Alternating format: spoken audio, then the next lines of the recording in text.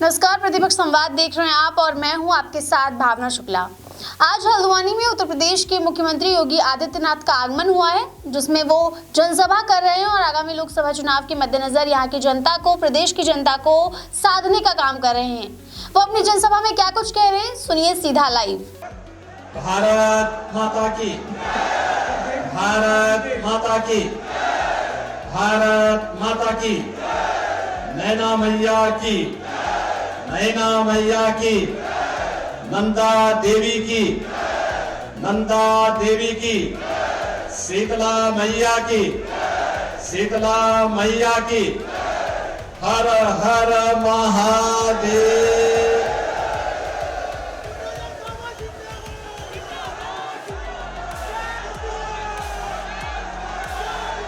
उत्तराखंड के लोकप्रिय मुख्यमंत्री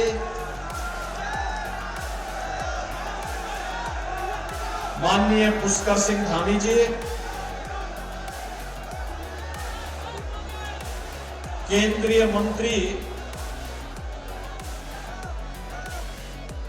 और लोकसभा नैनीताल उधम सिंह नगर सीट पर भारतीय जनता पार्टी के लोकप्रिय प्रत्याशी माननीय श्री अजय भट्ट जी, भारतीय जनता पार्टी के जिला के अध्यक्ष श्री प्रताप सिंह बिष्ट जी, प्रदेश महामंत्री श्री खिलेंद्र चौधरी जी, राजेंद्र बिष्ट जी, उत्तराखंड शासन के मंत्री श्री सौरभ बोगड़ा जी, बलवंत सिंह भौर्याल जी, बंशीधर भगत जी, भारतीय जनता पार्टी के सभी पदाधिकारीगण और भारी संख्या में देवभूमि के इस हल्द्वानी में उपस्थित मेरे बहनों और भाइयों, देवभूमि की इस पावन धरा को जिसने न केवल अपनी प्राकृतिक सुंदरता के कारण परमात्मा को अपनी ओर आकर्षित किया, बल्कि अनेक महापुरुषों को देने वाली धरती है।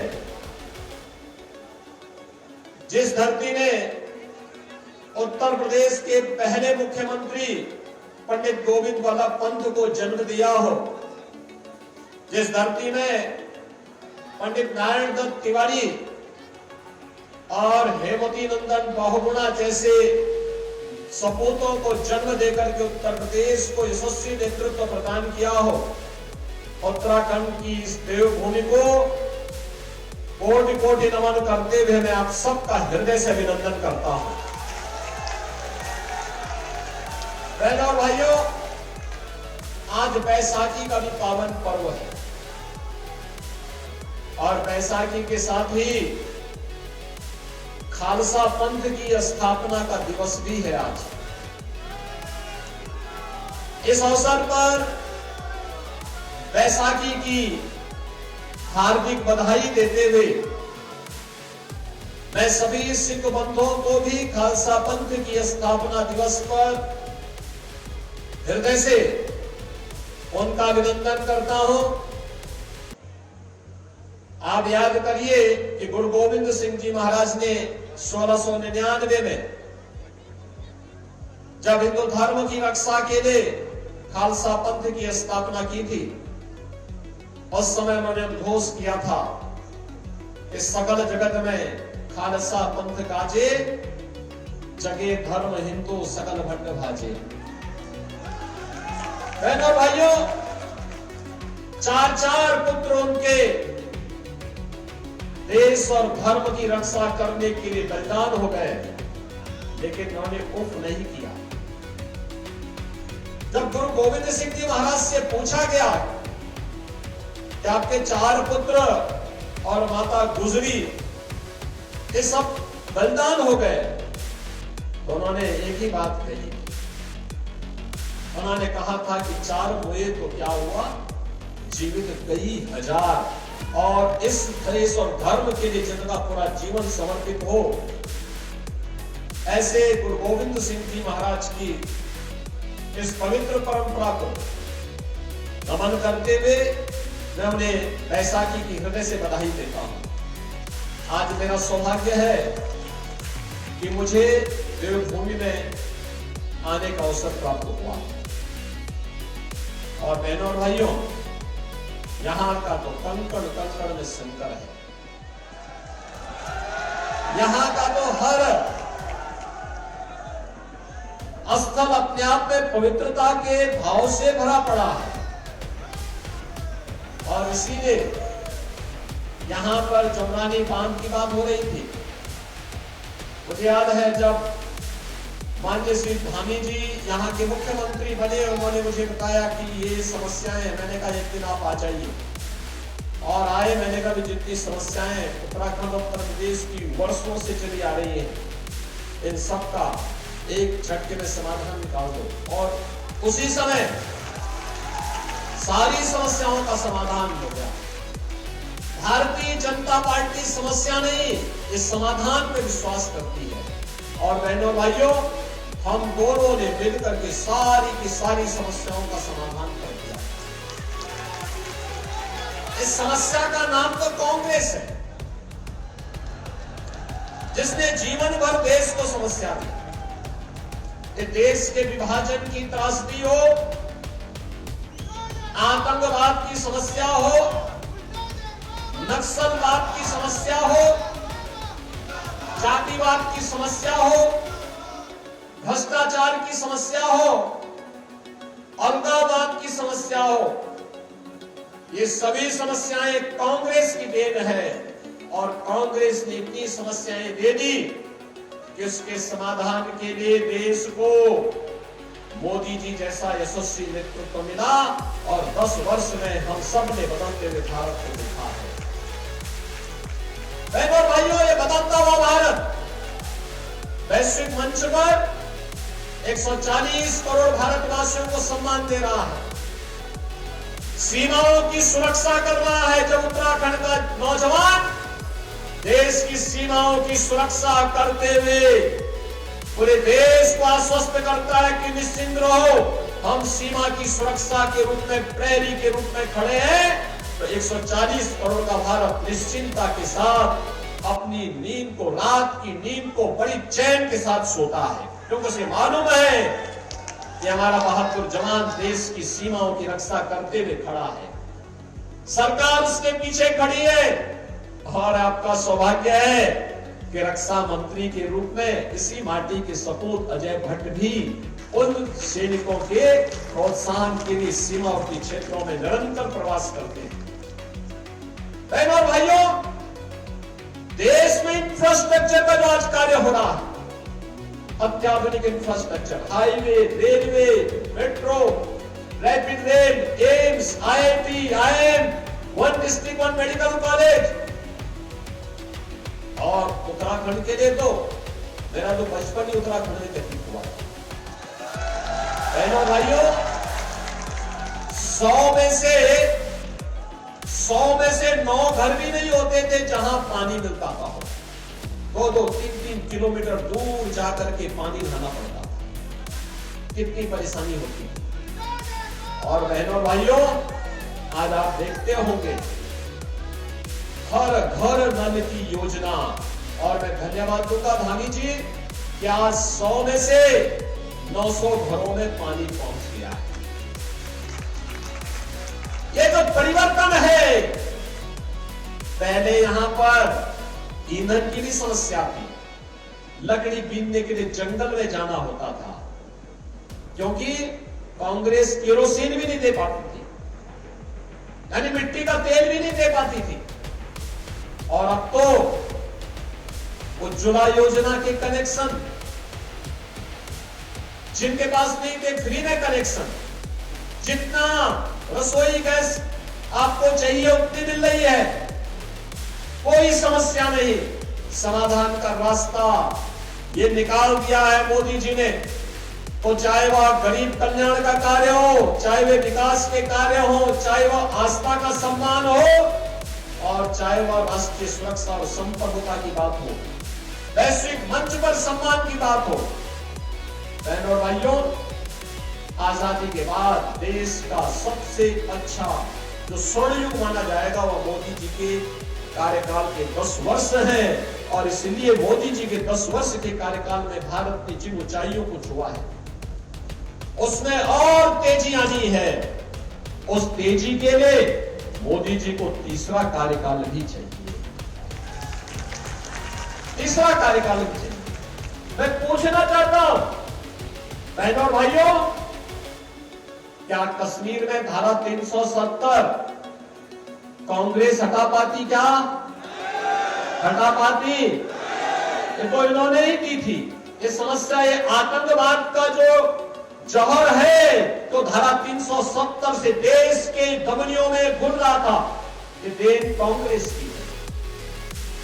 ये किसी और ने नहीं दी, ये कांग्रेस ने दी ये बीमारी। मोदी जी ने बीमारी को हमेशा कदे समाप्त कर दिया। एक देश में 2 प्रधान, 2 विधान, 2 निशान नहीं चलेंगे, नहीं चलेगा। जो आह्वान है उस बात पूरा किया है मोदी जी के नेतृत्व में भारतीय जनता पार्टी। बहनों भाइयों, 3 तलाक की कुप्रथा को समाप्त क्या कांग्रेस कर पाती? कांग्रेस को तो पीड़ा हो रही है कि उत्तराखंड में समान नागरिक कानून क्यों पास कर दिया, यानी कांग्रेस को पीड़ा हो रही है, जबकि स्वागत किया जाना चाहिए। ये विवाह हो, वरासत हो, नागरिकता का हो, एक समान कानून हर नागरिक के लिए तैयार होना ही चाहिए। और यह कार्य उत्तराखंड सरकार ने किया है। मैं धामी जी को और उनकी पूरी कैबिनेट को हृदय से बधाई देता हूं। उत्तराखंड में बहुत पहले काम हो जाना चाहिए, लेकिन कार्य करने के लिए हिम्मत चाहिए। बहनों और भाइयों, देश की आस्था को सम्मान क्या कांग्रेस दे पाती? नहीं दे पाती। अयोध्या को तो इन्होंने विवादित किया था, अयोध्या को विवाद इन्होंने ही खड़ा किया था। और बहनों भाइयों, ये लोग चाहते ही नहीं थे कि अयोध्या की समस्या का समाधान हो। कांग्रेस हमेशा उस विवाद को टालती थी, और एक समय तो ऐसा भी आया था जब कांग्रेस नेतृत्व की सरकार थी, इन्होंने सुप्रीम कोर्ट में एक एफिडेविट दिया था और कहा था कि राम और कृष्ण तो हुए ही नहीं। इससे बड़ी गाली सनातन हिंदू धर्मावलंबियों को दूसरी नहीं हो सकती कि उनके देवी देवताओं को ये कहा जा रहा हो ये हुए ही नहीं। बहनों और भाइयों, हमने न केवल राम और कृष्ण के अस्तित्व को स्वीकार किया, बल्कि उन्हें अपनी विरासत से जोड़ करके आज अयोध्या में भगवान राम के भव्य मंदिर के निर्माण का कार्य भी संपन्न किया। आज आप देखिए ना, अयोध्या ऐसे लगता है अयोध्या में आकर के जैसे त्रेता युग साक्षात अयोध्या धाम में आ गया हो, प्रभु राम के समय का समय फिर से जीवित हो गया हो। अयोध्या में मथुरा, वृंदावन, बरसाना, गोकुल, गोवर्धन, इन सभी तीर्थों को हम लोगों ने उसी रूप में सजाने संवारने का काम किया है। काशी में काशी विश्वनाथ धाम हो या फिर प्रयागराज हो। बहनों और भाइयों, ऐसे ही उत्तराखंड में केदारनाथ धाम हो या बद्रीनाथ धाम, पूरी सुंदरता के साथ उनका सौंदर्यीकरण के कार्यक्रम को वर्तमान में भारतीय जनता पार्टी सरकार उन्हें एक नई पहचान के साथ देश और दुनिया के सामने प्रस्तुत कर रही है। 4 धाम की यात्रा की सफलता अपने आप में एक अद्भुत कहानी कहती है। ये भारतीय जनता पार्टी सरकार की देन। और बहनों और भाइयों, यही नहीं, अन्नदाता किसानों की बात हो, नौजवानों की बात हो, महिलाओं की समृद्धि और उनकी सुरक्षा की बात हो। आज आप देखते होंगे, आज कोई संकट नहीं है। आज तो संकट उन्हीं लोगों में है जो भ्रष्टाचारी है। आज संकट उन्हीं के लिए है जो दुराचारी है। बेटी और व्यापारी की सुरक्षा के लिए जो खतरा था, संकट उसके लिए है। अब आप देखते होंगे हम लोगों ने तो एक ही बात कही है यूपी में, भाई देखो अगर कोई बेटी और व्यापारी की सुरक्षा के लिए खतरा बनेगा तो दो ही जगह होगी, या तो जेल होगा या जहन्नुम होगा, तीसरी जगह नहीं मिलने वाली। तय कर लो कहां जाना है। और बहनों और भाइयों, आज देखते होंगे दंगा समाप्त, 7 वर्ष में कोई दंगा यूपी में नहीं हुआ है। कर्फ्यू नहीं, कोई कर्फ्यू नहीं, कोई कर्फ्यू नहीं। अब तो कावड़ यात्रा धूम धड़ाके के साथ निकलती है वहां पर, हर हर बम बम के साथ। पहले बमबाजी होती थी 17 के पहले, आज बमबाजी नहीं, हर हर बम बम के उद्घोष के साथ कावड़ यात्री निकलता है। और जब निकल पड़ता है तो एक अद्भुत नजारा देखते हुए बनता है। बहनों और भाइयों, इससे अच्छा हम सुरक्षा भी दे रहे हैं, समृद्धि भी बढ़ा रहे हैं, नौजवानों की आजीविका का भी सम्मान किया जा रहा है और देश की आस्था को भी सम्मान दे करके विरासत को आगे बढ़ाने का कार्य हो रहा है। और ये सभी कार्य अगर कोई कर रहा है तो भारतीय जनता पार्टी कर रही है। मोदी जी के नेतृत्व में सभी कार्य देश के अंदर हो रहे हैं और इसीलिए आज हम सब आपके बीच आए हैं। उत्तराखंड प्रधानमंत्री मोदी जी की सर्वोच्च प्राथमिकता में रहा है। बहनों और भाइयों, उत्तर प्रदेश और उत्तराखंड का जो संबंध है उसको कोई अलग नहीं कर सकता। उत्तराखंड से जब नदियों का पानी आता है, उत्तर प्रदेश को उत्तम प्रदेश बनाने में सहायक होता है। बहनों और भाइयों, ये एक दूसरे से पूरी तरह रसे बसे हैं और इसलिए कभी कभी लोगों को एक गफलत होती है कि उत्तर प्रदेश में लोगों को एक गलत फहमी, कुछ लोगों को, कुछ माफिया अपराधियों को होती है कि यहाँ अपराध करके हम उत्तराखंड भाग जाएंगे। मैं कहता हूं तुम उसको उस लायक ही मैं छोड़ूंगा नहीं कि तुम उस पार जा पाओगे, उस लायक छोड़ूंगा ही नहीं कि देवभूमि को पवित्र कर सको। और इसलिए बहनों और भाइयों लोग आए हैं, विकास और समृद्धि की नई ऊंचाइयों तक पहुंचाना है। इसके लिए मोदी जी को तीसरा कार्यकाल आवश्यक है, तीसरा कार्यकाल। और यहां पे तो देखिए धामी जी के नेतृत्व में उत्तराखंड में विकास हो रहा है। और बहनों और भाइयों, ऐसे ही अजय भट्ट जी ने केंद्र में रक्षा राज्य मंत्री के रूप में, पर्यटन विभाग के मंत्री के रूप में विकास की ढेर सारी योजनाएं उत्तराखंड को दी हैं, नैनीताल और उधमपुर को दी है। पूरी अच्छे ढंग से में आगे बढ़ाने के लिए उन्होंने कार्य किया और आज उसी का परिणाम है। वे यूपी में भी रुचि लेते हैं। यूपी में हमारा डिफेंस कॉरिडोर बन रहा है, 6 रोड बन रहे हैं और उन 6 के 6 रोड में भी उनका पूरा सहयोग मिलता है उत्तर प्रदेश के अंदर भी, जिससे रक्षा उत्पादन के लिए आत्मनिर्भर बन सके भारत। प्रधानमंत्री मोदी जी के नेतृत्व में आज भारत विकास की जिन नई बुलंदियों को छूने के लिए आगे बढ़ा है। पहला होता था कि हमें रक्षा आपूर्ति के लिए दुनिया पर निर्भर रहना पड़ता था और आज बहनों और भाइयों, रक्षा आपूर्ति न केवल भारत के अंदर भारत की इकाइयां कर रही है, बल्कि दुनिया के तमाम देशों को भी अब हम यहां से निर्यात करने की स्थिति में निर्यात कर रहे हैं। दुनिया आज हमारी तरफ देख रही है। नेतृत्व का भाव था, पहले नेतृत्व नहीं था, देश के बारे में नहीं सोचती, जाति के नाम पर लड़ाते थे, तुष्टीकरण की राजनीति करते थे, अराजकता पैदा करते थे। ये जो परिवर्तन देश में देखने को मिला है, आपके वोट ने क्या है? आपका एक वोट गलत हाथ में जाता था, देश को बर्बादी की ओर ले जाता था, आतंकवाद बढ़ता था, भ्रष्टाचार बढ़ाता था, संप्रदाय के नाम पर समाज में तनाव पैदा करता था। आपने एक वोट बीजेपी को दिया, मोदी जी को दिया, देश का कायाकल्प हो गया, नए भारत का दर्शन हो रहा है, एक भारत श्रेष्ठ भारत के दर्शन हो रहे हैं। ग्लोबल पावर के रूप में बढ़ते हुए भारत को हम सब देख रहे हैं, और हमारी पीढ़ी तो सौभाग्यशाली है, हम ये सब कार्य देख रहे हैं। और इसीलिए आज मुझे हल्द्वानी में आपके बीच में आने का आपने अवसर दिया। मैं जानता हूं कि उत्तराखंड तो हमारा उत्तराखंड तो राष्ट्रवाद के साथ होगा, राष्ट्रधर्म के साथ होगा। जहां भारत की जनता के हित में जो होगा उत्तराखंड में ही होगा। और मुझे कोई संदेह नहीं कि आप सब कमल चुनाव चिन्ह के साथ मोदी जी को तीसरी बार कार्यकाल देने के लिए प्रतिबद्ध हो चुके हैं, फिर संकल्पित है। लेकिन एक दायित्व का निर्वहन करने की दृष्टि से आज मुझे आपके बीच में आने का अवसर प्राप्त हुआ है, और मैं आपसे अपील करने के लिए आया हूं। बहनों और भाइयों, मोदी जी का तीसरा कार्यकाल पहले 3 वर्ष में भारत को दुनिया की तीसरी बड़ी अर्थव्यवस्था के रूप में स्थापित करने के लिए बड़ा महत्वपूर्ण है।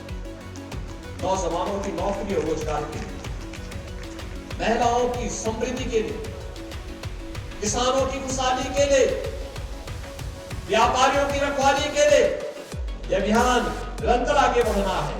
और उस अभियान को लेकर के आज हम सब आपके बीच में आए हैं। मैं आज के इस अवसर पर आप सबसे अपील करूंगा, पहले ही चरण में 19 अप्रैल को आपके यहाँ मतदान है। अब कुल 5 दिन आपके पास बचे हैं, प्रचार के लिए 4 दिन बचे, और इसी में रामनवमी की शारदीय आपके वासंती नवरात्रि, चैत्र नवरात्रि के आयोजन चल रहे हैं। पर्व और त्योहारों की धूम मची हुई, इन त्योहारों को भी मनाना है।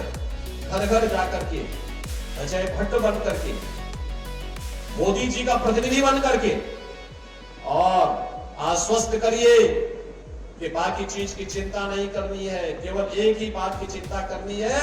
19 अप्रैल को चाहे मौसम कैसा भी हो, एक वोट भट्ट जी के चुनाव चिन्ह, कमल चुनाव चिन्ह पर जाना ही है।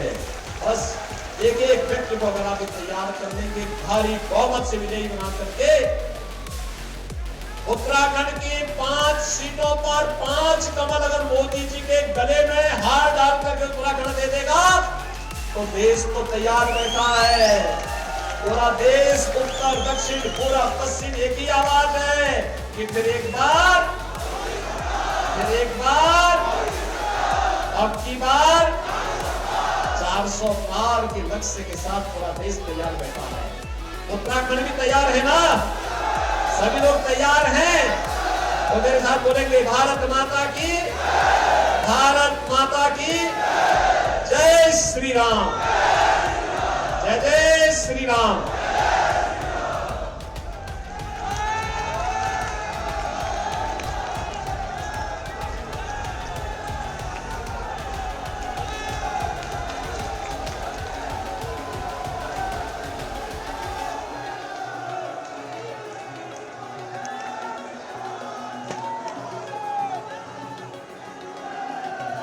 फिलहाल के लिए इतना ही, लेकिन ऐसी तमाम खबरों के लिए आप बने रहिए प्रतिपक्ष संवाद के साथ।